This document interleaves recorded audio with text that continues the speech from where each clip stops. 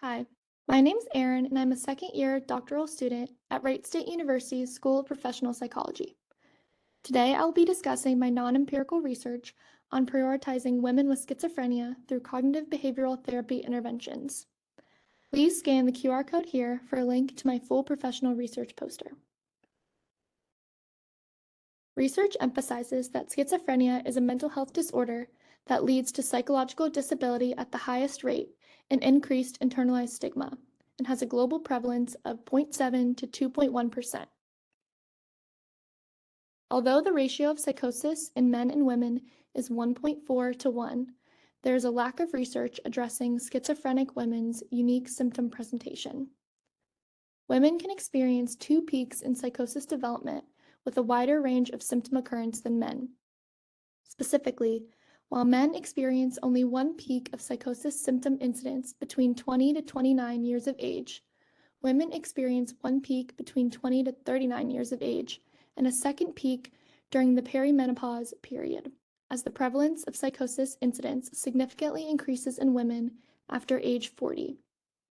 During auditory hallucinations, women experience differences in voice content when compared to men, specifically reporting insults to their physical appearance, age and desirability, sexual purity, and self-worth.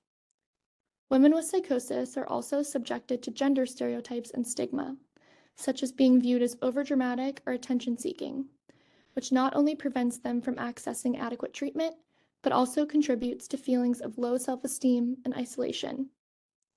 They are also at greater risk for mood-related symptoms, depression, suicidal behavior, anxiety, medication side effects, impulsivity, and misdiagnoses of mood disorders, and have experienced greater human rights violations and neglect of their personal needs in rehabilitation programs.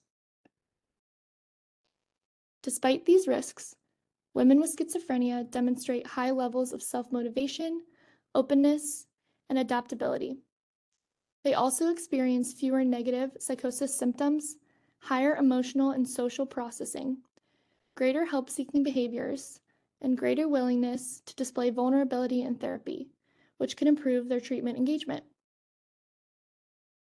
What we know from the research is that CBT-based treatments incorporating psychoeducation and cognitive remediation, which targets cognitive impairments in attention, recall, and flexible thinking, can successfully increase this population's resiliency, symptom management, daily functioning, insight into coping with stigma, memory, self-view, and social and work interactions. Furthermore, personalized treatments that target psychosis symptoms early also produce the most successful outcomes. So what about for women? Research has highlighted an association between the female gender and overall symptom and insight improvement in psychotic individuals who received CBT, and women with schizophrenia and less ties to their delusions are most likely to benefit from brief CBT. With a focus on improving mood and cognitive functioning in addition to symptom remission, women with psychosis tend to have higher treatment outcomes, social functioning, and control of their symptoms. Personalized treatments were also most effective in improving their self-view and quality of life.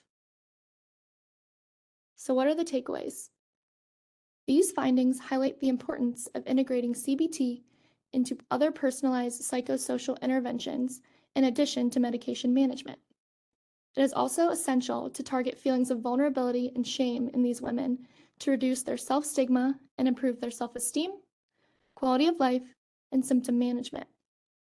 Future research should also broaden client diversity in racial and sexual identities, and more closely assess the associations among social categories in voice content, shame, and core schemas of women when providing care.